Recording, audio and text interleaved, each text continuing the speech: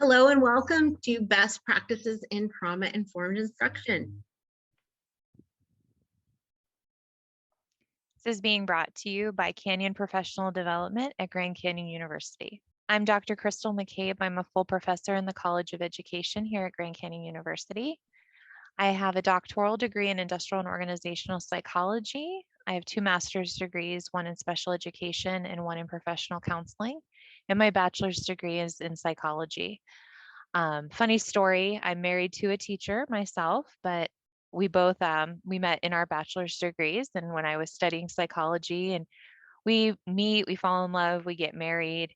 My husband takes a teaching position in Arizona, and about 2 months into his teaching, he is told we're in this teaching shortage, very similar to what's taking place right now. And they said, "Hey, do you know anybody that can teach?" And my husband comes home from work and says, "Hey, do you want to teach?" And I'm like, "What? Um, maybe." And they looked at all my background in psychology and the work that I had done, and they said, "Hey, we think you'd be a great special education teacher." So that kind of tells you how the chain of events took place then as you see the rest of my degrees there. So my heart and passion is always in that psychology and just really understanding what motivates people and behavior and so forth. But I have a heart and passion for working with students with disabilities and students who just struggle with learning. And then, just combining all of those together, and anytime I can do that, that's when I'm truly in my happy place. I spent 16 years in the field of special education, running the whole gamut of, resource teaching, being fully trained in co-teaching, and then finishing my last couple of years before moving up to the university as a self-contained teacher where the students had been removed from their home schools due to their behavior. Those are my favorite kiddos. I truly, truly believe that every behavior is communicating something to us, and we just need to figure out what that is. And that's me putting my detective hat on and trying to take those clues and kind of come up with what's going on. And in addition to my teaching and my experiences there, I have been a licensed associate counselor for the past 11 years, where I maintain a caseload on the side as a part-time job. I'm a mom and I'm a wife, and I have 2 fur babies. I'm Associate Professor Kimber Underdown, also in the College of Education at GCU. I have a master's degree in teaching. My bachelor's degree was in special education, something I knew I wanted to get into from the age of 7. Yes, I was 7 when I said I'm going to be a teacher. I'm all but dissertation in my doctoral degree, but I'm also taking classes right now. I kind of abandoned my doctoral degree, and I am taking classes to become a counselor currently. And I love those courses. I'm taking them at GCU and the master's program there. I have almost 31 years teaching overall. I spent 21 of those years teaching preschool through 12th grade students with disabilities. Ranging from private to public schools. I started out in special education preschool, thought that's where I was going to stay. I thought that was my passion. And then my next job was 7th, 8th, and 9th graders at a private school for students who've been kicked out due to behavioral issues. And then I fell in love with that. And then moved into self-contained in a public school setting. Then I did resource. Then I was a special ed chair. I've done all kinds of things, ended up at the high school with 9th through 12th graders. And just I've loved every single section. And now I've been at GCU for 9 years full time, teaching future teachers. I teach the master's degree program for special education. So I am preparing grad students to become special education teachers or to improve their skills in the field if they're already in the field. Additionally, I'm a single mom. I have 4 kids. 3 of them are adults. 1 is 13. And yes, that I'm crazy. And then I have a dog and 2 cats. Oh, and 3 fabulous grandchildren. So starting us off today, we have this quote: great teachers focus not on compliance, but on connections and relationships. And this just seemed really fitting for our topic today. The agenda for today, we are going to talk about understanding behavior, the impact of trauma on behavior, the stages of escalation. It's really good to see those laid out for us. Then strategies for de-escalating students and managing behaviors, restorative practices and positive behavior interventions, and then relationship and community building. When you're going through the video, you're going to see some different icons that are going to be taking place. And these are just to kind of show you what's going to be expected in those moments, times when we want you to be thinking about different topics that we present to you. So here's a couple of really good quotes. Kids are not going to walk up to you and say, I'm sorry, I'm struggling with some tough emotions right now and I don't know how to cope. They're just going to show you. They're going to act out in ways that are challenging, or behaviors that are challenging for you. And those behaviors mean the same thing. Those behaviors are fulfilling their need to tell you that that is what is happening for them. And then students work hardest for teachers that they respect. When I am asked, how do I get my students to respect me? My immediate response is like, I respect them first. And if you think back to teachers that have made an impact on you, I'm going to guess that a lot of them were teachers that you felt respected and appreciated you first. So let's take a moment and think about some of the baggage and the different types of baggage that your students are coming to school with. You know your population. Just think about, and you can write it down. You can pause the video if there's others with you that you can share with. But what are some of the baggage that your students are coming to school with? And you might be coming to school with some baggage too, so you could be thinking about that as well.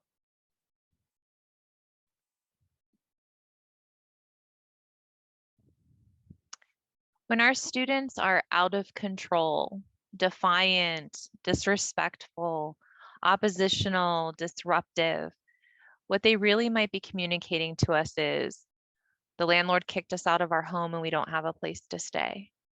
I don't understand this material and I'm worried people will think I'm dumb. That happened so much when I taught middle school. They have that image that they have to keep up. So they never want the students to know that they can't read or that they're really struggling with this. And so they will present in a different way. The cops arrested my dad last night. I didn't get any sleep. My parents were fighting. I'm living with a foster family. I don't know when I'll see my mom again. We don't have much food at home. I'm really tired and hungry. So kind of keeping that in mind, that when we think that the students are doing these things here on the left, the out of control, the defiant, the oppositional, disruptive behaviors, that this really may be what's actually taking place and how it's being presented to us is in those behaviors. So we have a video here for you to watch. There's the QR code that you can take the time to review. But it's a lengthier video, but it's incredible and it's really worth watching. But it helps you to start to really rethink challenging behaviors that kids are displaying. And instead of thinking of it as that kids don't want to behave, helping you to realize that they just don't have the skill to behave. Let's take a look at this graphic here about the impact that trauma has. So trauma can negatively impact all of these different areas. So it can impact the brain development, cognitive development, learning, social emotional development, development of secure attachments, physical health, and then mental health. Now you think about a student, you think about what's needed and required for learning. All of these things are very, very much important, and all of these things are impacted by trauma. So here, if you were in person, we would be doing an activity with this, but it might be beneficial for you to know what that activity is so that you could possibly even do it with your students. to have them get a sense of understanding about other students' behaviors. So when you look at the soda can, what do you think, Crystal? If I were to hand this to you? Refreshing, tasty, cold on this incredibly excessively hot day. Correct, right? We think, oh, wow, that's really nice. And would you have any hesitations about opening it up if I, a trusted individual in your life, handed that to you? No, I would not. So that is one thing you would start out by asking either your students or maybe some of your colleagues. And then we would move into another activity with it where you would take that soda and you would say, what is one thing that's happened to you in the last 24 hours that has distressed you or upset you or caused you some anxiety? And then you pass it around. And as everyone says those things, you give it a little shake, just a little shake. And then you pass it around to your class or to maybe some of your colleagues. And then by the time it gets to the last person, you hand it back up to you. And would you have any hesitation about opening it then? So the exercise is really good at getting you to think about how the can doesn't look any different. It still feels cold. It still looks delicious, but you don't know all of the little shakes it had along the way before it got to you. And that's just a reminder that all of us can look just fine. We can, be dressed nice and, look like just ourselves. And you don't know what one little thing could do to push us over the edge because we've had all those little shakes throughout the day or the night or yesterday or this morning. So that it's an important tool. And Crystal has a little vacation story to share about that. So we were just coming back from our family vacation, our happy place. Everybody's calm and relaxed and rejuvenated. And we are in a large Tahoe. So there's 3 rows going on and our kids are in the farthest row and the cooler's back there with them. And I ask our youngest son to send me up a drink. So he grabs the first thing that he finds and it's a root beer. And so it gets sent up to the front of the vehicle because I'm driving. And I can feel the can feels like just hard. And I'm like, oh, wow, maybe it's frozen. Maybe it's so cold that it's frozen. I'm very excited about this because it's going to be super refreshing. And maybe that it's going to kind of be like a root beer icy, right? That was my expectation and the excitement that I have for it until I open it. And root beer's gushing out and gushing out and gushing out all over the car, all over me without stopping. Like I thought maybe a few gushes and we can get past this, clean it up, and it'll still be amazing to drink this. No, it just kept on going and going until I had to physically remove it from the vehicle into a garbage can at the gas station and then clean myself in the car up. So very much things can be misleading and deceiving to us about what they actually hold on the inside, especially when we're excited about what we're hoping is coming out of them. So let's discuss the stages of escalation. So you think about just a normal student, normal interactions that are taking place, ourselves even, and what's taking place inside of us during situations. We start out calm. Then a trigger presents itself. There's some agitation that takes place. And then there's the acceleration. We reach the peak, de-escalation, and then you have the post-crisis depletion and the recovery that's taking place. And working with students with behavior, I know Kimber and I both mentioned that we worked with students who had been removed from their schools. And so these were pretty severe behaviors that they would go through. And this would be a daily occurrence that you could watch a student go through this. And you could see them reach, go through every one of these phases, reach that peak of their performance. And whether it's the swinging of their arms or their body, or the yelling and shouting and screaming, or the ripping your books off of your bookshelf and throwing them across the room, they kind of start to calm down. They come down, They're no longer having that trigger, that stimulus causing them to keep, accelerating and being agitated. And then if you've ever seen a child or a student in this situation, or even yourself when you felt this way, you are fully depleted. And so you can see how that line goes under. It kind of goes under that homeostasis, or where we really started. And they're exhausted. I know I would often have students that after they've reached that phase, they fall asleep. Maybe you've had that happen yourself. They're curled up in the corner, but they are so depleted and exhausted that all the energy is completely gone. And then you can see there that they come back up, and then they come back up into that recovery phase where they get back into that calm. And so really just taking the time to kind of go through each of those steps. So in that calm, that's our normal school ready state where we all begin. That trigger, the experience that sets that student off. Going back to the soda can, we're not sure if that kid's been shook. We don't know what's taken place, right? We don't know if something happened on the bus. We don't know if something happened on their way out of their house, on the way to school, something in the hallway. We just are not sure. We don't know what that trigger is. It's really important though that, students understand that word and understand like what it is that's happening for them. And so when you get into that recovery stage and having those conversations, because we don't want to just move past it, okay, they've recovered and we're not going to discuss it any further. It's going to be really important as far as managing those things that the student understands what those triggers are. They can voice that and advocate for themselves, but also for us as teachers to know so that we can kind of help to avoid that moment taking place. So the trigger takes place, it sets the student off. There's agitation then, the student is upset, unfocused. A lot of what happens here after two can be our fault too, as well as a teacher, because we might increase that agitation with our reaction as well. So we really want to be very aware of this whole entire escalation cycle. So the student can start to accelerate then. They start obsessing over that trigger and over the conflict that's taking place. They reach that peak stage, which the student displays their most severe behavior. Then in the de-escalation part of the stages, the severity is over.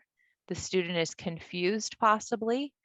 Sometimes we call it even like emotional hijacking. And when you think about physiologically what's taking place in our body, and I'm going to go back to, I think I'm going to go back. Yes, I am. I'm going to go back to this image here. When we're reaching this place here, what's happening inside of our body is our blood is actually going out of our brain into our arms and our legs because it is preparing us for survival. It's preparing us for fight or flight. Okay, so our body's ready to react. It's not ready to think. And so usually this is the time as a teacher, we're trying to have a conversation with the student. Hey, calm down. Hey, don't do this. Don't make these choices. And we're talking. They're not able to hear you and concentrate and think in those moments because this is what's happening physiologically in their body. And so as that's taking place, as they're coming down from it and the blood is leaving their arms and legs from that peak and going back into their brain, that is where they are confused because it's like, what's taken place, what's happened, because now I can actually think. Whereas at the peak part, I can't think. And you may be trying to make a child think at that moment and they're not able to do so. And so again, in that de-escalation phase, the severity of the behavior has ended, the student is confused. You have that post-crisis depletion, which is that extreme exhaustion. That was a lot of energy that was just exerted in that scale there. There's nothing left for them to give or contribute. And then lastly, we have the recovery where the student needs unengaged time to help them refocus and be able to return to the environment. So I have an example that I'll share, and then you can think about an example from your own classroom that meets these criteria. So I was teaching 9th through 12th grade students that it was an English class. So I was teaching them reading and those types of things, an ELA class. And I had a student that I had known for a while because I'd had him at the elementary school before I had come up to the high school. So we had a good relationship. We knew each other. He came in one day, just not seeming like himself, like laying around, not wanting to do the work, really looking unmotivated. I pushed him a little because I knew he could do the work and I knew this wasn't typical behavior. So I pushed him a little bit, like, oh, you really need to do XYZ right now. That's what we're doing. He got agitated. He went up, escalated from there, ended up having a fist fight with somebody in class. I had to pull them apart physically, and I took him outside and he calmed down. I gave him a couple minutes to himself, went back inside to make sure the other student was okay. The other student had been agitating him as well, so it wasn't like it came out of nowhere. So I go back outside to my other student and I'm like, what is going on? I'd given him a few minutes to calm down. I wanted him to know that I was there, that he could talk to me. And he said, my mom died yesterday. And I was like, what? And nobody had told me, nobody had told the school. And for some odd reason, his family thought to just send him to school the day after his mother had overdosed on drugs. So I don't know who made that decision because he was a freshman. He probably, I know my dad died this last year and I didn't go to work the next day. So I don't know who made that decision, but that wasn't for me to worry about. The fact was he was here with me right now and having a crisis that caused a fight. And I knew that although fights are not acceptable, there was a reason, there was a trigger that I just didn't know. His Coke can had been shaken a lot and he didn't know how to deal with it. So once I knew the trigger after the incident, we were able to have some good conversations about what would happen in the future, and how things would be moving forward and how, and whatever. We made some really good headway. I got him some support from our counselors, some other things. I went to the funeral for him. You build those relationships as well, but you have situations that you feel like they come out of nowhere, but they don't. So I know when I look at this, that what I could have done differently is not reacted so strongly at the beginning that he needed to do the work. The work was far less important than what was going on in his personal life. So pause the video and take some time thinking about when you've seen students in one of these stages, or maybe have gone through all of the stages. Think about what the situation was, your reaction yourself. Did the strategy you work, were you able to bring them down, or was it kind of like what Kimber just shared when, it went through the entire cycle? And think about maybe things you could have done differently in some of these situations.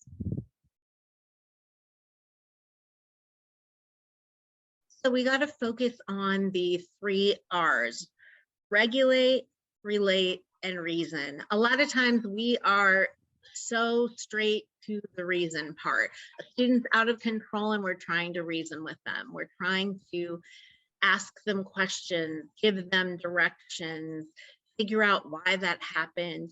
But when they are in that heightened state, their brain is not working. As you remember, Crystal had stated, the blood is going from the brain into the body. And they are in fight or flight mode. They are not in reasoning mode. They can't learn. They can't, figure out. Sometimes they may not even know why they're acting the way they are acting until later. So it's really important to regulate and then relate to the student, and then try to reason after, when you are back to that homeostasis. It's just in our nature to try to reason. As adults, we try to do that with children. And sometimes reasoning doesn't work at all. Have you tried to reason with a 2-year-old? That probably didn't go well for you. But just keep in mind that when a student, whether they are 2 or they are 15, when they are in a heightened state of awareness, that reasoning is that of a 2-year-old. So you really need to focus on that. Regulating, So you're trying to get the behavior under control, remove the student if necessary, remove the other student if necessary, then relate. So then you're going to be there for that student. You're going to give them assurance that you still, care about them.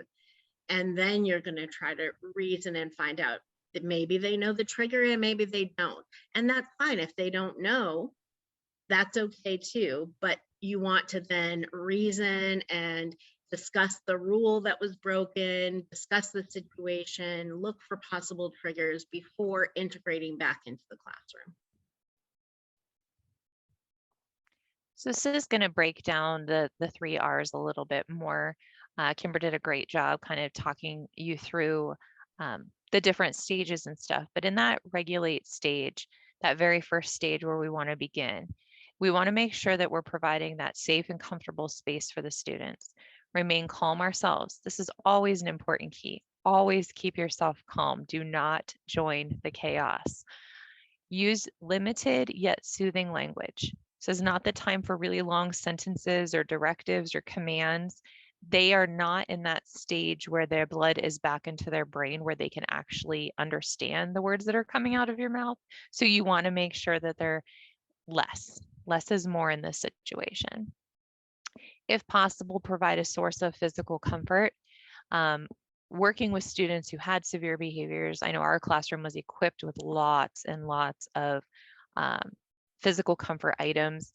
We had weighted vests, we had fidgets and toys that they could play with that was, sensory for them with touch. We had the weighted bean pets that could lay across their lap that had the nice soft soothing material that they could pet, or even just the weight of it being on their lap. We had those body suits that they could get inside of that, and these are not the technical terms, so I apologize for all of those things. These are what we called them, but the students could get inside of them. And you see them, they're costumes now. I see them all the time where they're the full color outfits that people wear to like sporting events and things like that. But students would get inside of them and they could kind of push that resistance because they were tight, and it exerted a lot of pressure for them to be able to push their arms and legs through in that fashion. But any type of comfort for them that you could provide for them if that's something accessible in the classroom. That's actually even something that you could do as a class. You could have sensory boxes or calming boxes that the students have.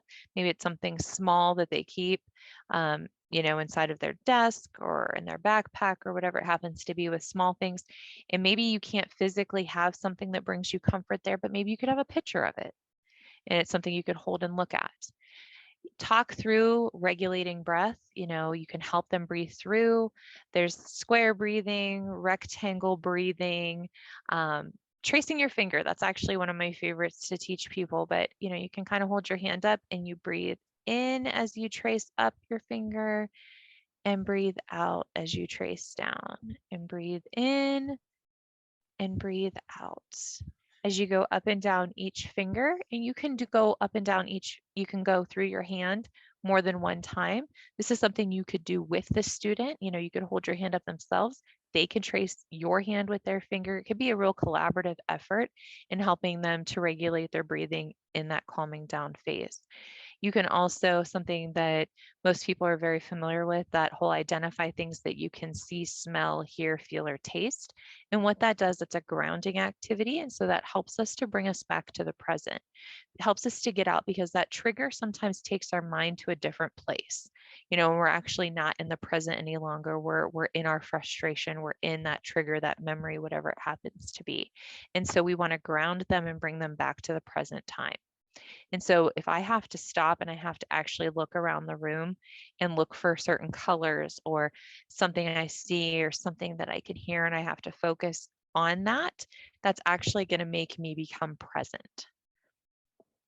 When we move into that next stage there, once we've successfully, because this isn't something we're hopping back and forth through, these have to be done in this order. So once we've successfully got the student regulated, then we're going to start to relate to them.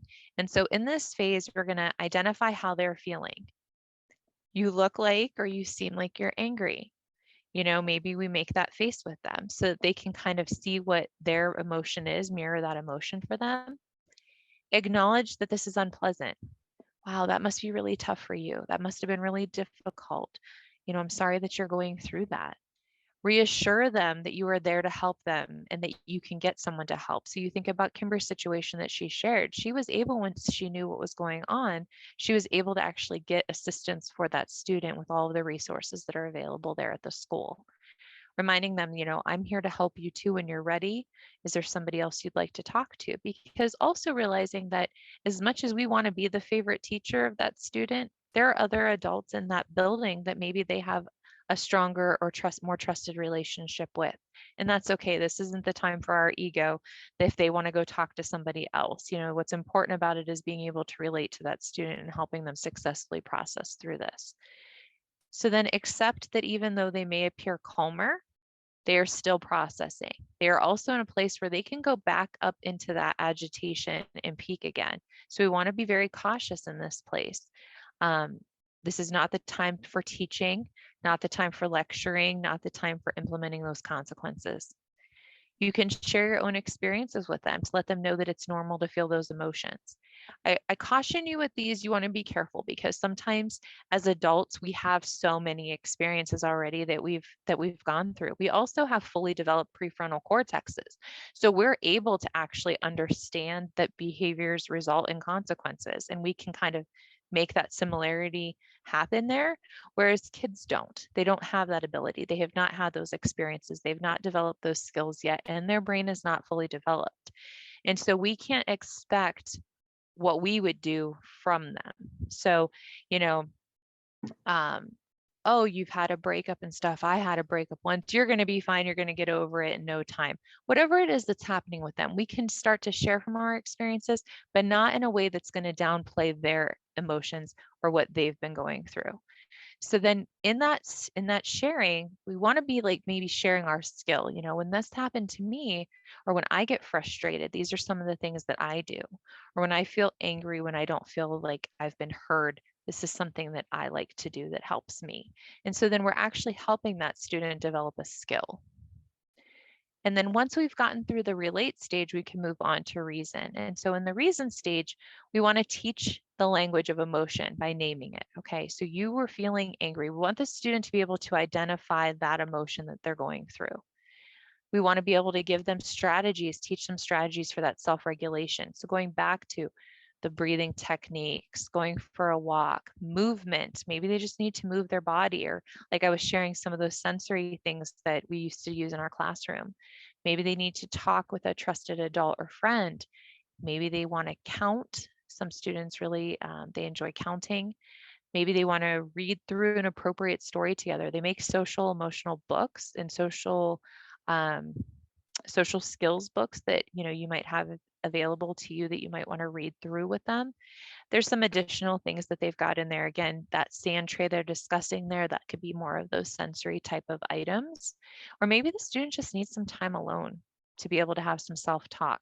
But we want to be able to give them tools in their tool belt to be able to use when they're starting to feel like they're getting triggered. And then lastly, there, identify things that we can control. Because again, it always reduces everybody's level of anxiety when we feel like we are in control. So what can we, what is in our ability to control, what we could control with help, and then things that are beyond our control, because that is going to help us to be able to see and relate and understand what's going on in the world around us. So some de-escalation strategies that you can use when a student is going down from the peak, and ways to help students de-escalate. As we've said, or don't try to reason, don't try to use any sort of higher level thinking. Give two specific choices, not demands, in a very calm and non-judgmental voice. So you really want to focus on two choices. If a student is escalating, if you can get it before the peak, you can give two choices and just keep reiterating those two choices. It could be things like you can choose to sit here and listen to a story, or you can go to the space in the office. You could, with my older students, I was in an outdoor kind of a hallway area, and I would say, you can go out into the hallway for a few minutes and I will come out there and talk to you in a minute. Or you can come and join us and do the work, because those were the two options. You can give whatever options are reasonable, but like Crystal said, few words. You don't want to use a whole bunch of words. You don't want to give 5 million choices, because it's really going to be hard for a student in that phase. You want to repeat if necessary, maybe even whisper the choices, especially if you are in front of the whole class. You don't want to demean the student, so you do want to be close to them, but not too close. That's another trigger a lot of times for students. You want to be close enough to them that it is respectful, that you're not announcing it to the whole classroom, but you want to give them the choices in a calm voice. And then sometimes you can start getting escalated. So before you respond to a student, you need to kind of breathe through it.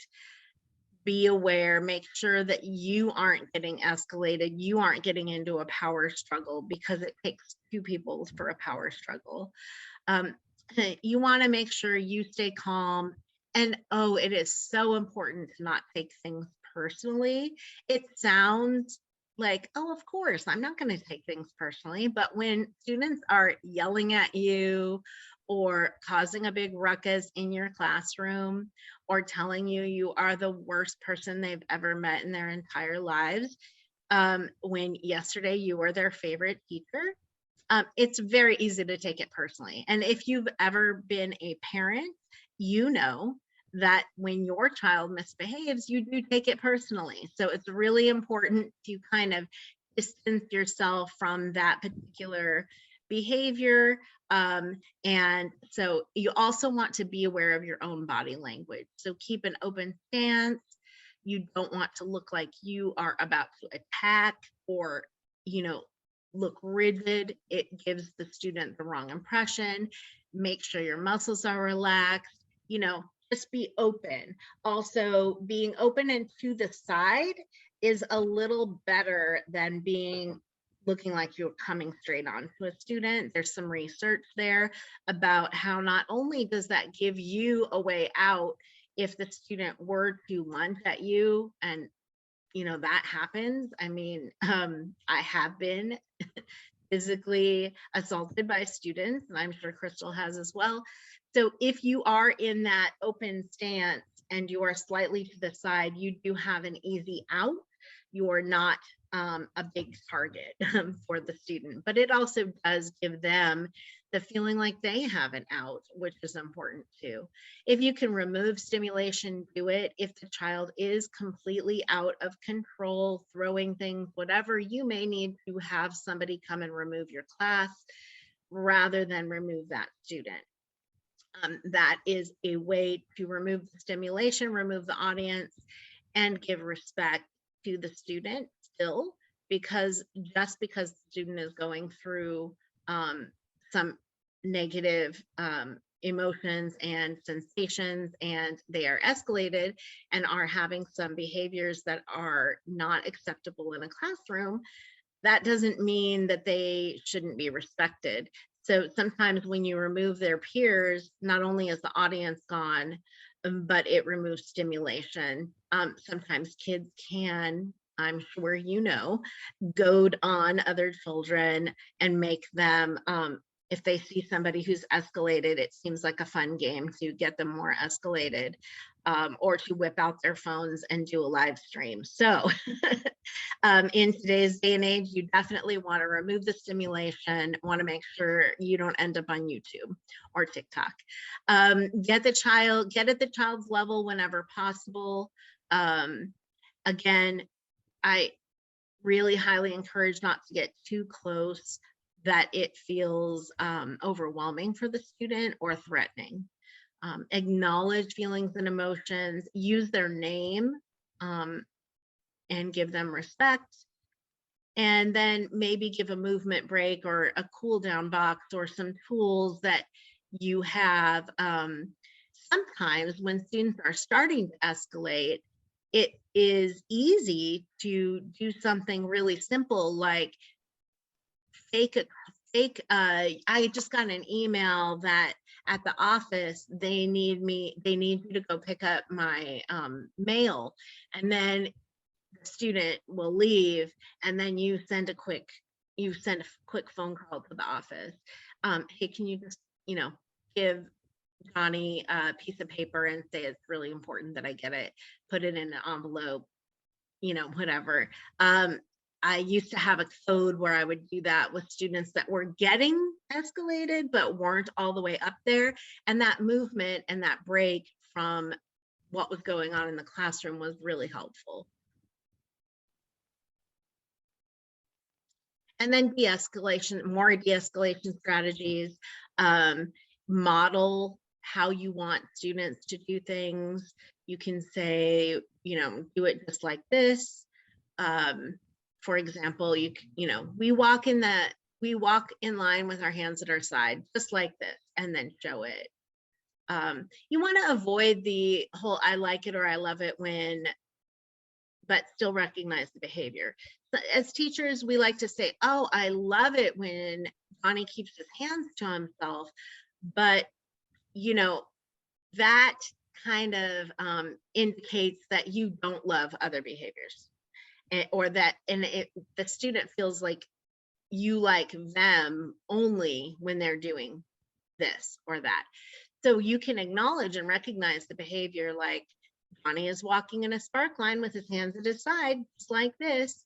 It's less about judgment and more about just stating a statement, a fact. When you are giving instructions or choices or consequences, you don't want to call students friends because it sounds really demeaning, and you really want to just kind of separate that out. It's not that you can't ever call your students friends, like welcome friends, that's fine in the morning or whatever, but when you are giving choices and you're really trying to de-escalate, you don't want to do that, because sarcasm is really a difficult thing for children to understand, and they may feel like your use of the word friends there is being sarcastic when it's not. So you just want to really be careful to not escalate the situation more by those types of words. And having a positive and warm relationship, you can build those, because friends are something different. We might not even want to say friends with our students at all because our friends are different. Like Crystal and I are friends, but that doesn't mean that I'm friends with my students, And then remember proximity, being close, but not too close. Proximity really does help. It's one of the biggest things to help when a student is beginning to misbehave. Because a lot of times if you give them too much space, it's going to escalate the situation. So if you want to kind of get closer, but not make it look like you're getting close to encroach upon them. Giving verbal and nonverbal cues. And then also students are going to try to get you escalated as well. Don't take the bait. Don't get into the power struggle. It's really important. It takes two people. Literally, it takes two people for a power struggle. It's not just one person's doing. So teachers who tell me, so-and-so and I get into a power struggle all the time. What's wrong with so-and-so? And it's like, well, maybe you can't control so-and-so, but you can control how you react. So don't take the bait, positive redirection, movement breaks. You can do movement breaks for the entire class. And that one student that was having an escalation doesn't know that you were trying to do it for them. So if you see the entire class is starting to have an issue, you can be like, all right, everybody, let's get up. We're going to go walk around and pick up trash on our campus for 5 minutes. And, it gives them something to do. You've got a job for them, and you are there guiding them, and it gives movement. And then in severe situations, obviously, please don't block exits. Don't encroach upon students. Really call for help. Um, let students move around. Don't block students in. If a student wants to leave, allow that and call for assistance. There are, there are people on campus who can help you no matter how big or small your campus is. Always call for assistance and don't feel bad about calling for assistance. We always want to think we can solve all of the problems in our classroom. But you know what? That's not the case. Just like we want students to work collaboratively, we need to work collaboratively with our peers. And sometimes calling for help is honestly the best thing that you can do. So that leads us to some breathing techniques. Let's take some time to do some of these together so that we can practice them, because we might need that little bit of break after all of our lecturing we've just given you. But your students need it too. And so these are strategies that you can teach them as well. So these are 4 different types of breathing techniques. And so with our first one, the star breathing, we're going to smile, take a deep breath, and relax. And that's a star breathing. So you could teach the students how to do that. You could have a visual about it. With the pretzel breathing, we're going to cross our arms and we're going to get into that like pretzel formation. And we're going to sit there and we're going to breathe in our pretzel.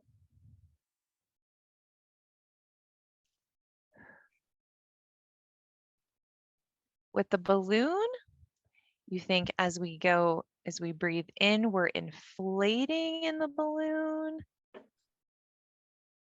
And then the balloon's going to burst in our exhale.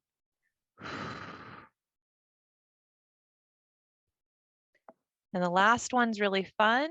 We put our arms straight out like a drain, breathe in, and then the drain trickles down. And those are great little exercises that you can teach. It may seem childish and stuff, but even as an adult, you can enjoy. Maybe there's one that's your favorite that you like to do. But they get remember kids, even when they're like in those older grades and stuff like that, they still sometimes don't have the skills. And so even though they're in those bigger bodies, they still are reacting and kind of having the skill set sometimes as those younger elementary individuals. And so this may seem juvenile in some ways, but they will be very excited about it. It's the same way as how I can give stickers out still in the college classes and they still get very excited, or how I still get excited about scratch and sniff stickers. Yes. So that moves us to now we kind of went through the escalation phase. We know that there's conflict. We know that there's things that have taken place. And so we're going to start talking a bit more about restorative practices. So this is another one of those buzz type words that maybe you've heard, but maybe you don't know a whole lot about what it is yet. So restorative practices, what it's not something new. This isn't brand new, hot off the press, just getting started. This is also not soft on discipline. And it's not a way for students to avoid consequences. So these are some of the things that maybe people have said about it, but these are not what it is. It's not true. This is not what it is. Restorative practices it considers the victim, the person that something's happened to. It gives them a voice. Offenders take responsibility. So the people who have done something, have had the action, have had the behavior, they have to take responsibility for what they've done. Offenders listen to how their actions have harmed others, and they learn how to change their behavior. So an example that I can give that took place with my youngest son, he was out at recess and they were playing soccer. And there was a student who was coming from the classroom that was designed and designated for behaviors, who was also out there at recess as well. And they had been trying to do more inclusive times with that student out into the general ed classroom. And so my son was playing soccer with that individual. And when my son took the soccer ball, you know, got the soccer ball from him, he punched my son in the face. So the first thing that the school obviously wanted to do is completely separate them for safety, and that makes complete sense for that to happen. My son didn't react physically back in the moment. Um, but then there was really nothing. Like, the child was removed, the child lost those inclusive privileges, the child was no longer allowed to play soccer, all kinds of consequences were taking place. And they brought us in as well, they brought my husband and I in as parents and stuff to kind of talk about it, and like these behavior contracts and stuff to sign. To basically, it was almost like a restraining order, it felt like, to keep this kid away from our child. And coming from my background, obviously working with behavior, and even though this was my kid who was hurt, I was kind of like, well, I don't understand how this is actually going to benefit this kid. Not giving this child exposures and experiences to learn this skill doesn't help them. They're never going to learn that skill and be able to be in that inclusive environment without opportunity. So instead of completely taking them away from the situation, how could you work on that instead? And what ended up actually taking place is the two children ended up talking. So they were in second grade. So these are 7-year-olds and their abilities to talk. My son, explained to the boy, that hurt my feelings, like that hurt me when physically it hurt me and stuff when you hit me and stuff, and they were able to talk about it and everything. And then they had come up with the decision together, that, well, this was, my son was very, competitive. He was very good at the sport and stuff, that, well, maybe we should be on the same team, because if we're on the same team, you're not going to take the ball from me. This is what 7-year-olds were able to come up with. And they were able to work together and collaborate and find something that would help the behavior and change. And it's the most ironic and crazy thing, because my son is now going into the 6th grade. He actually just started to play like a seasonal basketball league. And he's on this team, and they're playing, and everything's going really well, and they're working and building this stuff up as a team. And all of a sudden, this little boy comes over, and here it's the same boy from 2nd grade. We haven't seen him in years. He's drastically changed, obviously, after all of these years. And to see the difference in that child's behavior and stuff, instead of pulling him away, instead of, not having him be part of a solution, and not having him learn the skills and stuff that were needed, that was immediately what was expected, that there had to be these consequences and the student couldn't do this. Instead, there were more restorative type things that were done, and to be able to see how well this child is doing now, and how he could play on a team in a team sport and be successful. It was really amazing to see. And I would have never known that this moment was going to happen, where I could tell this story where, this 2nd grader to the 6th grader and what's taken place and the changes and stuff. But it was truly amazing. But it's the power of that restorative practices and the way that we're able to, still make that child, take responsibility for what they did. They're still, they still know like how they've hurt people, and they can understand what their behavior did and what it caused, and then what needs to be able to change so that they can actually change that behavior and learn from it and move forward. So it's kind of that switching of the mindset. And so we very much come from that old school punitive discipline. I mean, you do something because you're told type thing, and there's this fear. I mean, there's still corporal punishment that's legal in some states. And I know growing up, it was something that could happen. I was never paddled at school, but it was a possibility. It was something that could take place. And so there was this fear mentality. Teachers commanded respect through warnings and threats. And we want to kind of shift that more to this respect piece, where teachers gain respect by modeling it for their students. I respect you, you respect me, kind of going back to what Kimber was stating, and kind of remembering back to the teachers who made impacts in our life, and how they very much were probably teachers who definitely showed that they cared about you and respected you. In that punitive discipline, we have rules. Teachers enforce rules to keep students quiet and working. But in the restorative side, we have engagement. Classes are engaged, so students want to work. Conversation is allowed. We know that the students can sometimes learn more from their peers than they can from us. because the students are able to explain it in a different way. That collaborative nature is very important. Those conversations can be very important, obviously, if they're on task. But if you've got an engaging lesson, the students are going to want to learn. They're going to want to be there and hearing what's taking place. From the punitive side, we have control. Teachers tell students when they're doing something wrong. Very much the teacher needs to feel that sense of control. Whereas we want to shift it more towards support. Students reflect on their behavior and consider changes that they can make. They feel that support, though, from the teacher. In the punitive side, we have the public. That was that shaming. The teacher uses loud, strict voices, calling out the student who's misbehaving, embarrassing them in a sense, that public shaming. And we want to move towards that private, those one-on-one conversations, pulling the student aside, getting down to their level, whispering, having those quiet conversations privately with the student, providing them with reminders and helping them to get, back on task and behaving correctly. The anger side, teachers seem angry, blame students when they misbehave. Shifting that to understanding, realizing that students don't want to misbehave. They just don't have the skills sometimes to behave. And so using that gentle tone, showing understanding when students are misbehaving. Again, remembering it's still, whether we're back in the old school punitive sense or we're now to this more restorative discipline that we're leaning towards, behavior is still communicating something. It's always been communicating something. And so that's not changed, and so really thinking about that. And then lastly, that punishment side, good behavior is based on fear of punishment. I behave because I don't want to get in trouble. To reflection, which is good behavior is based on an internal desire to do well. And going back to that video, that's exactly what he was trying to describe.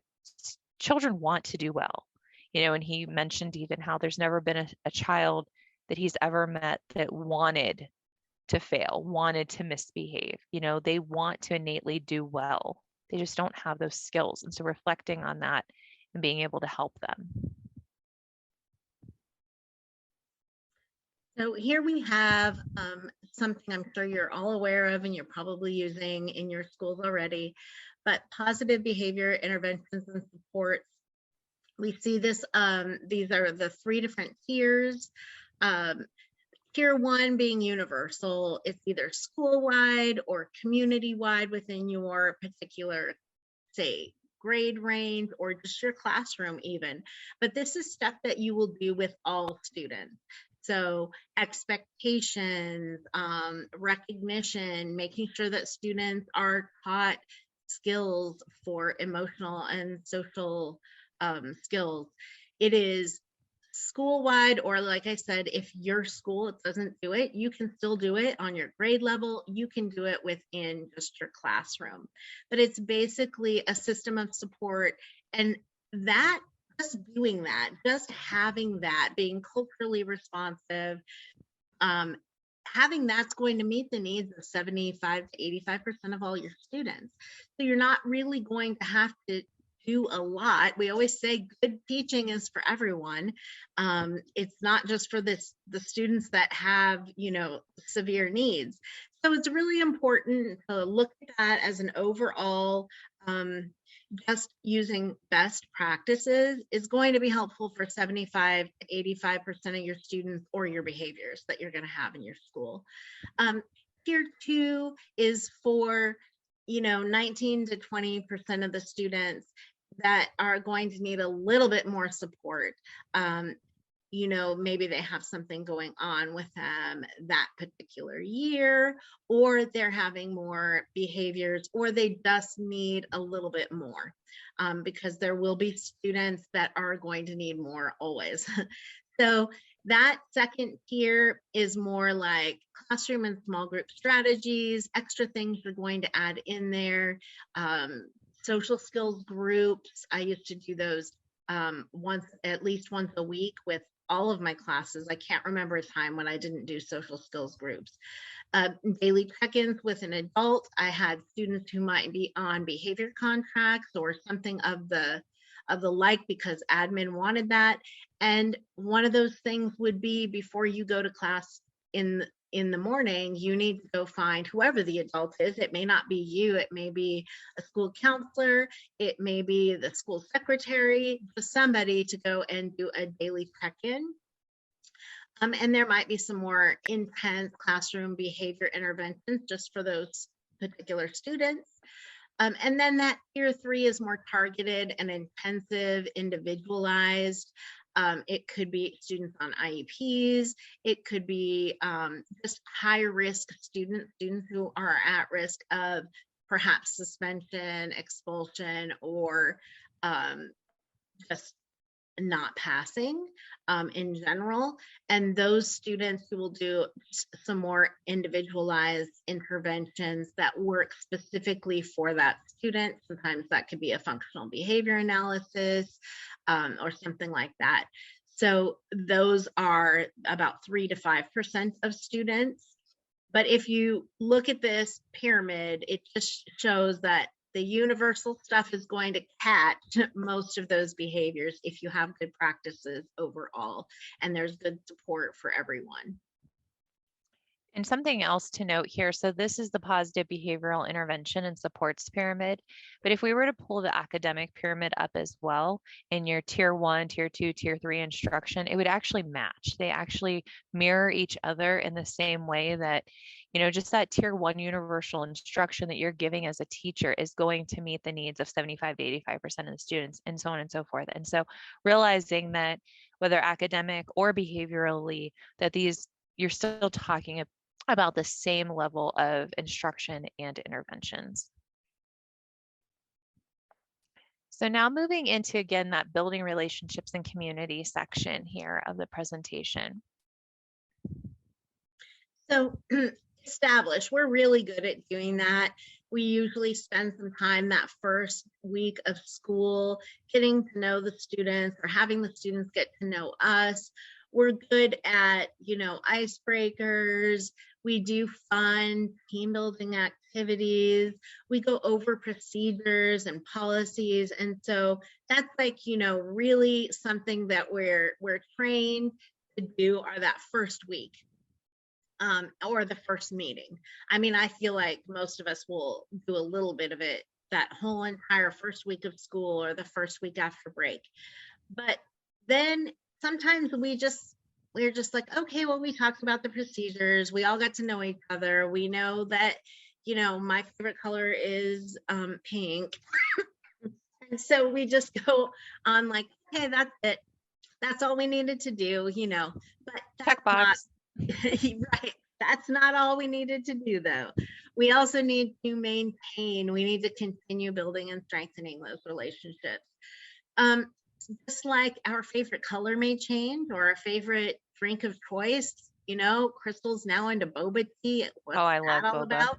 But she wasn't a few weeks ago. So, just like things change with our students. And we need to continue to build and strengthen those relationships. We need to get to know them more.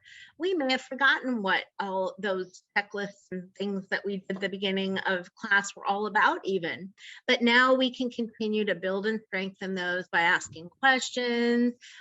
Maybe you have a student who's on the football team and you go to a football game. Maybe you have students who are in theater and you go and you support them by going and watching their plays. But you won't know any of these things if you don't maintain and continue to build and strengthen that relationship. And then finally, the restore piece is where you have to repair or restore a broken or damaged relationship. Along the way, we're not going to be BFFs with our students. We already know that, but we're also not going to be their favorite teacher all of our students, and they're not going to be our favorite students. So sometimes you may have a damaged relationship with a student, or students themselves may have damaged relationships with each other, and it's really important to look at ways that you can repair or restore those broken or damaged relationships, because we don't want to just ignore it and pretend that it's not there and forget about it because that first week we did so many fun things. So here's some ways to establish. And here's a good quote. It's the little conversations that build the relationships and make an impact on each student. So it's little things that you do. It's not going to be the big grand gestures, just like in any relationship. When Crystal and I first met, we started talking about our backgrounds and we were like, oh my gosh, that's so similar. That's so similar. That's so similar, you know? And so you start with those little conversations and it builds the relationship. So ways to establish that. Greetings. This was huge for me. As a high school teacher, I stood outside my classroom door every single day and said hi to every student by name as they walked in. But you know, it's important to build some kind of greeting. You've probably seen that video of the teacher who did a different high five for every student or a different handshake for every student who came in the door. It's little things like that that show that we're not chained to our computers doing attendance as they walk in. We want them to know that we want to be there and that we want to welcome them. So greetings are important, but not just at the beginning of school, like they're important throughout. One-on-one meetings, sometimes you may have a student that you want to know a little bit more about, or you may do it with all of your students on a rotating basis. Icebreaker questions, these are fun. You can do them in class. You can ask people, you know, would you rathers, or you can ask them to do some sort of team building activities. You can get some like, go stand by the chalkboard if you would rather do this or you'd rather do that, like Coke or Pepsi, you know, things like that. Obviously, we don't want to get super controversial with those questions, but it'll be fun. Would you rather like go to the beach or go to the mountains? And then people go and they stand over in the spot, and it's getting some movement, plus you're getting to know your students a little bit. Storytelling, they can tell stories about themselves. You can tell stories about yourself. You get to know a little bit about the students, and then positive communication. It's really important to start off that way, because while you may not always have positive communication because we are all human, I guarantee you that you remember your first interactions with people when they weren't positive. So those first interactions really do build for the future interactions. So once you've established those relationships, like Kimber was saying, it's important to maintain them. And this is the part that sometimes we forget, because that established seems like that checkbox. It's just part of those first week activities that we're supposed to do as a teacher as we're getting to know everybody. But the maintaining part is sometimes like kind of the meat and potatoes of it all. Like we want to be able to continue this relationship. And so to maintain, you know, the relationships we're building with our students, we want to continue those greetings and icebreakers past week one. We want to be doing them into the school year, at the end of the school year, the entire time. Something that I did, like Kimber said, she'd stand there at the door and greet them by name. Something that I did as well is also stand there at the door, but I had taught my kids a check-in process where they would give me, it was called Give Me Five. And so they would walk in and they would show me on their hand what type of day they were having. And so if they showed me 5, I knew they were having an excellent day. 4 was a good day. 3, it was an okay day. 2, it was kind of a bad day. 1, really bad day. And if they had no fingers, it was their worst day ever. And so when they were walking in and I'm saying hello to them and they're doing the check-in by showing me their hands, I could kind of gauge where my students were before we even got started. This was very helpful because I could know if there was a kid who was having a, you know, a no finger day or a 1 or a 2, I wasn't going to push them. I knew that ahead of time. And I was going to make sure that I was intentional about taking the time to walk over and have that one-on-one conversation with them to understand maybe what was happening, what was causing it. Was there something that we could do? Because I knew that if they were in that stage, they were not going to be able to learn. They weren't going to be able to focus. And so I would tell them like, hey, you know, I'm going to get the class started. I'll come by and we'll have a, you know, maybe we could talk about what's going on. Of course, like I mentioned earlier, I worked with kids with behavior. So sometimes you have to teach children when they're having a 1 day, what finger they're allowed to show you, because sometimes they like to show you one that maybe isn't the most appropriate. Keep that in mind as well if you decide to use this strategy. Another strategy is 5-to-1 positive to negative interactions. I'm trained in Boys Town, and in Boys Town, we had to do a much higher ratio than that. It was like 7 or 8 to 1, I believe. And in certain situations, I've even seen it even higher than that, given as a statistic of how many positive to negative interactions you need to have. So if I've got to correct a behavior in the classroom, there's one correction made, I need to be able to give that student, in this sense here, this statistic, 5 positive interactions to kind of counteract that one negative one that we had to have. And so keeping that in mind, thinking about that. We're not just going around doing all of this correcting and not offering any praise back to students. Do those check-ins. I mean, even at the college level, even in virtual learning at the college level, I still do check-ins with my students. Kimber does check-ins weekly with her students as well. This is so important. We want our students to know that we do truly and intentionally, we care, like we do care about them. And we want to be able to provide positive recognition of behavior that they're doing well. And then this 2x10 strategy, this was really interesting. Some kiddos, and I always hear this, people will ask a question like, what do I do about the kid who I can't figure out what they're motivated by. I can't figure out what their interests are. Nothing seems to work. This 2x10 strategy sometimes is really, really good for them. And so this is you intentionally spending 2 minutes for 10 days with this student.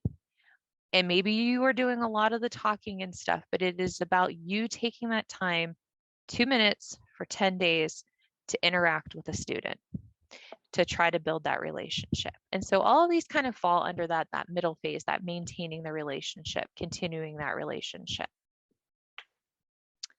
And then lastly, we have that restore phase. So we know our students are going to make mistakes. We know that the corrections are going to take place. We know that behaviors are going to happen.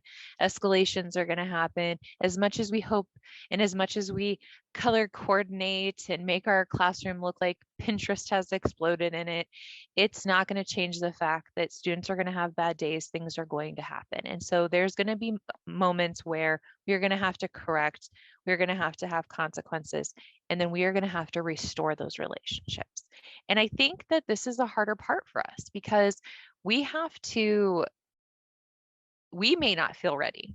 The student may not feel ready. They might be, no, I'm still mad at you. I don't want to, like you right now. And we may feel the same way, but we can't let the student know that that's what's taking place. And maybe we need some time ourselves too, because we don't want to be the trigger for our student and continue an escalation or situation. So we have to take some deep breaths ourselves. We have to breathe, relax and get ourselves in a good place. But then we want to actually focus on that restoring. So letting it go, clean slate. When you walk back into my classroom tomorrow, we're not going to talk about what happened today. Tomorrow is a new day. It's a clean slate. I see this a lot with students, where teachers held that grudge. I mean, as a teacher who taught kids who had been removed from their home schools, when the students had learned skills and they were ready. They had worked their way through the system that we had in place, and they were actually ready to go back to their home school. We'd have these meetings with the homeschool, the teacher, the admin, and so forth to prepare them. And you could still see the grudges on some of these teachers' faces that they still held on to the behavior that student had months ago, even a year ago in their classroom. And so we want to make sure that we really focus on this clean slate. Mistakes were made. Tomorrow is a new day. We're going to start over. We're not going to hold that against them for the rest of their life, and we want them to know that, because if we do, and if we don't show that it's been a clean slate, that student's going to hold that shame or that guilt for what had happened, and that's not helpful for us in restoring that relationship. We also want to take responsibility for our part. Kimber shared that situation with the student in her classroom, whose mom had passed away. And, maybe it was actually the student's choice, now that I think about it, Kimber, to come to school, because Could have been. maybe that's where he felt safe. And he might not have known what else to do. And so that was a place of comfort for him and safety for him. And so that's where he wanted to go. But Kimber didn't know. And so when she was having that interaction with him, I'm sure that came up, that responsibility piece of, I didn't know this had happened. I'm sorry that I pushed you. It's us taking responsibility for our part. If we engaged in that power struggle, as much as we're told not to, as much as we tell ourselves not to take things personally, if we yell back or, get involved in that chaos, we need to own that. We need to take responsibility and share our part or what we could do differently. Maybe we know, because let's be honest, sometimes we actually do know the buttons to push on our student because they're irritating us and we want to push them. And we shouldn't, but we know what they are.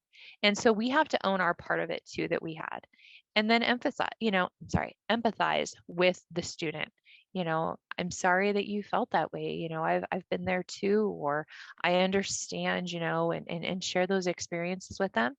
Be solution focused. What can we do differently? How do we make sure that what happened yesterday doesn't happen again? How do we make sure that tomorrow is a new day and we're going to be successful? What does that look like? How do we get there? Separate the deed from the student. You see this a lot in the teacher's lounge. You see this a lot with the beginning of the new school year where the last year's teacher wants to meet this year's teacher to explain about how horrible the student is and they were awful and all the bad behaviors and stuff that they had in the classroom. And it gets really hard to separate the student from the behavior.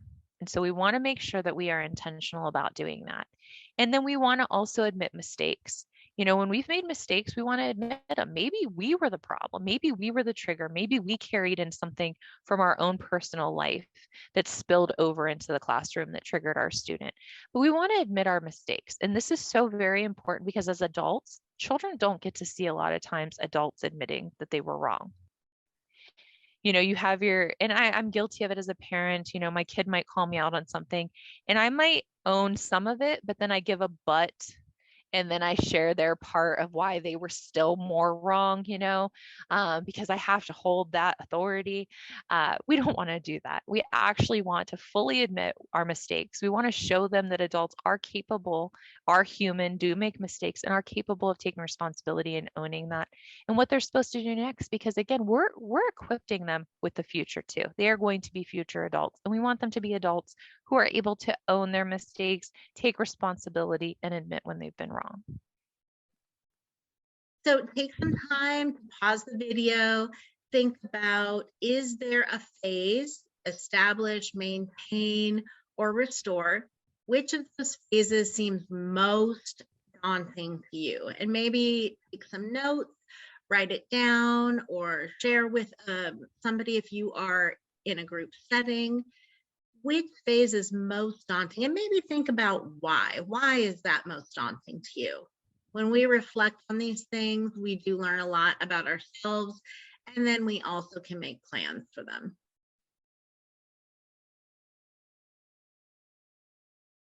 Moving forward with continuing our building relationships, some things that you can do. Maybe there's something about you, some signature thing about you that you like your students to know. There's teachers on campuses that even if the students aren't in their class, they know that one thing about that teacher. My son had a social studies teacher who had a different tie every day. And he told the students from day one that he had a different tie he was going to wear every day. And if they ever saw him repeat a tie, there would be no homework. And so the students were very aware of it, were very into it, like checking what ties he was wearing, making sure it wasn't a tie that he had worn before, took it very, very seriously. I remember a teacher, it was a long-term substitute teacher that we had when I was in 7th grade, and he wore fish ties. And so we just called him like Mr. Fishy. Like that was his thing. He wore fish ties. And so having like this thing, the signature thing about you that you are prepared to share with your students, the thing that you want them to know. Because sometimes some of us as teachers, we're a little bit more closed off. It's a little harder for us to open up. We don't want to share too much and be more in a state of vulnerability with our students knowing too much about us. And sometimes it's not appropriate for them to know that much about us. So maybe there's just that one signature thing that you're okay with the students knowing about you.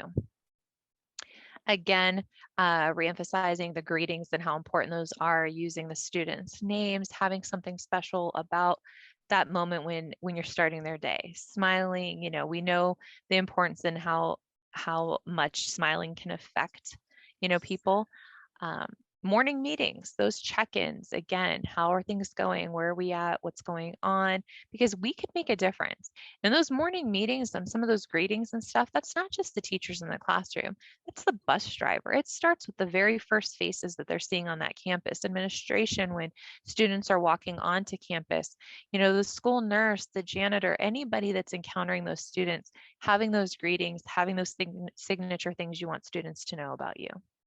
Providing shout outs for things, Kimber had said the importance of going, if you attend a basketball game or the choir concert or the school play, doing shout outs like, hey, I saw so and so, you guys did amazing last night at the play, or things you might know about them. Hey, Johnny, hit a home run last night at the game and stuff, shout outs about those things that went well. And make sure that you're also thinking about the kiddos who maybe aren't in the school sports, aren't in the clubs and different things like that, aren't in all the extracurriculars and getting their name shouted out all of the time. Find ways to give shout outs to them too. And then having a joke of the day, appropriate jokes of the day. And then National Day. This is something Kimber and I love using. We use this at the collegiate level, but National days are fun. There is a national holiday every single day. There's And you can, yes. multiple ones every single day. And this is a great thing for you could do, like when Kimber was saying about like how you could have like, hey, engage with those icebreakers and you want this or that, or go to this side of the room for this or this side of the room for that. It might be National Pie Day, where it's like everybody sharing what type of pie they like. But these are great ways to build relationships. I love making the human chain. That's one of my favorite icebreakers to do. And that starts with, one person saying something that they like. And then another person that likes it too, has to quickly get to them. And you can lock arms, you can lock hands, you can stand next to each other. We're in a place of COVID now, so you can keep 6 feet distance, whatever it happens to be, but be the first person to get to them. And then that person shares, and then someone connects to them, and that person shares, and somebody connects to them. And it's a great icebreaker, but it's one of those things that just stuff that you can do to help continue to build those relationships. And school-wide community building, and remember that you as a teacher, you have a say in this. It doesn't have to come from your admin. Everybody has good ideas and they can start with literally anyone. So if you want to suggest this to your admin or just start it on your own, you totally can. So for school-wide community building, you can gather all the staff, hang pictures of students around the school with names, first names maybe, so that it's not like their whole business is out there. Use stickers or post-its to mark if you have a relationship with a student. So let's say we are looking at the entire roster for all of 6th grade. You get all the 6th grade teachers together. Do they have a prior relationship with the student from 5th grade, or do they know the student? And then if not, you can open it up to other grades. There may be, maybe the janitor has a good relationship with the student because he knows the family. So then you use stickers or post-its, kind of mark who has a relationship with the student. Determine which students have very few connections or no connections. Maybe they're brand new. And then focus on building relationships with them. And so everyone has a student to focus on.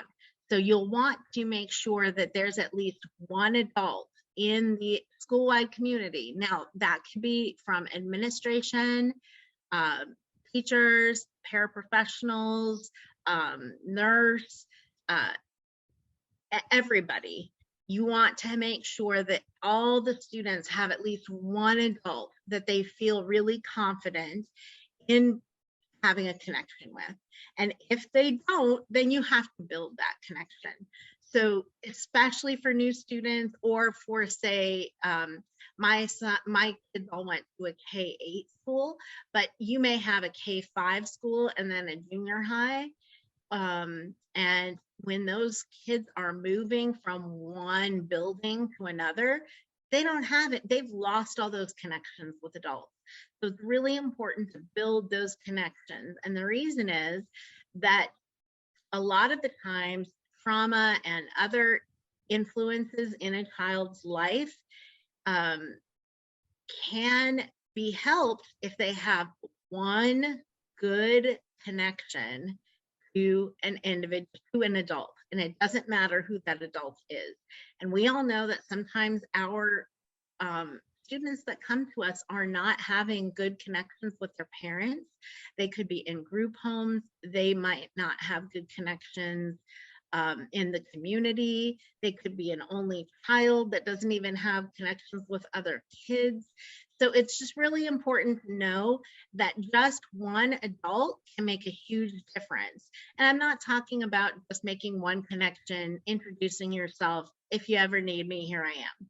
Really trying to make a connection, learn about the student, give the student support, make it intentional. I think that's the important thing, is that it's intentional at first, and then it can become incidental, because then the students are going to come if they have a question or if they have a need, or they may ask to come speak to you. But it's really important to choose that. I used to work at a group home for girls who had been removed from their homes for various severe abuse reasons.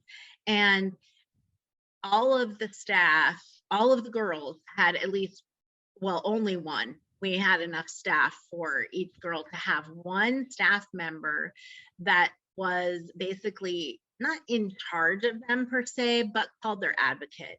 And as part of our job at that group home, we had to do one-on-one time for at least an hour every week during outside of our shift. So it couldn't be, you know, when we were supposed to be there with all of the girls, but let's say one of the girls needed a haircut.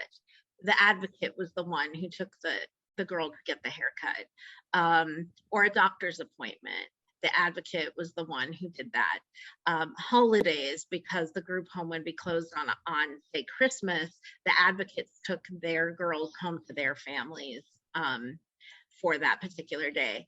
And obviously it's a little different with schools, but you still want to have at least one adult that can be that advocate for that student and whatever they may need. And sometimes it's easier once you build that relationship for them to come to you if they're having a conflict with a teacher or a conflict with another student, and then you can go and help figure out what's going on and kind of be the objective bystander for that student. Another school-wide approach, or maybe it's something you use in your classroom, is a friendship chain. And so with this activity, you print out letters and hang on a wall or a bulletin board. So you could see where this could be done in the classroom, or you could do it in a central area in the school where it could be, you know, it could begin. And you print the "Caught Being Kind" strips on various colors of paper. And you cut the strips apart and keep on hand for when students catch others being kind. And so this is important because it's the students catching each other being kind as well. And when students experience a kindness or act of friendship, they come and ask you for a "Caught Being Kind" strip. They can write down their experience, and then it creates this chain. Start a paper chain, add a new link every time someone catches others being kind. So it'd be a great visual for students to see if you did this as a school-wide approach of how much kindness is taking place, and encourage kindness and friendship acts to be taking place on the campus. Something else that you could do, community building, is could be in the classroom. Again, it could be school-wide depending on the dynamics and what's going on. But this is also a great way for your students to practice writing. And so we're using academics as well in here. But you could have Friendly Friday, where students draw names and write letters to a classmate or somebody in the school. But again, they're practicing handwriting, they're practicing the skill of writing a letter, because that's a whole writing lesson in itself. And it's getting students to talk, and you know, you could help them with like different expectations of what's supposed to be included in the letter. But this is another way to help, and especially since they have to draw names, it might encourage them to talk to somebody, write a letter to somebody that they don't know very well, or get to know another student better, or spend time with people that maybe they've never even met before. Another community building idea is to have kind of a mystery class reward. So You write on the chalkboard a reward, and then you create some class goals, pretty short term. We don't want to make it something that's going to take forever to do. And then you put each of those goals on the Post-it, and you remove the notes as they complete them, and then it reveals the reward. And it's kind of just fun. You know, the kids are going to want to do the ones that are in the middle, that maybe they're going to give them clues about what the reward might be. So then you kind of put those, maybe the harder ones or the ones that are more important, covering up those the middle parts, and maybe just the ones that they're going to do all the time, because you want to have easily attainable ones as well as some that may be a little bit more difficult to attain on the sides. And you know, it's just kind of fun. It's visual. They know that how close they're getting to the reward because it's up there and they can easily do it, and it builds community. It's a very positive way to get the kids to work together with pro-social behaviors and getting to know each other too. And then one thing we really want to do is make no assumptions. Any information you get about a student before they come to you, a lot of times, you know, as Crystal said, people want to come to you and say, well, you know, this kid does this and this kid does that, and oh my gosh, I can't believe you're going to have this kid. Or sometimes you get a big file on a student. Use the information as a guidepost. You might need that information, so I'm not saying don't read it. You don't want to not know if they have an IEP or certain IEP goals that need to be met, but use it as a guidepost. Don't stereotype because of any reason. Don't stereotype because of the way they dress or the way they look, the color of their skin, the behaviors they've had in the past, where they live. Gather information without judgment, and then make sure that when you're talking to students and about students, that you're not using, you know, a bunch of academic words that the student's not going to understand. You want to just be really clear in your communication. And a kid doesn't have to be your student for you to say hi to them, know their name, or ask how they are doing. The school is a community. It's not just little bits of, you know, classrooms. The classrooms all interact together. So you are one big community, and it is helpful to know other students, not just the ones that are misbehaving either. Try to know all the students, and not all of them. We can't know all of them, but I mean, if you see a student on a regular basis, maybe find out from somebody what their name is. Say hi, or ask them, you know, hi, I'm so and so, who are you? And building relationships is something that doesn't ever go away, no matter what your career, whether you're an educator or not. And that's why we want to teach our students how to build relationships, and we want to model it as well. That's the end. Thank you so much for watching.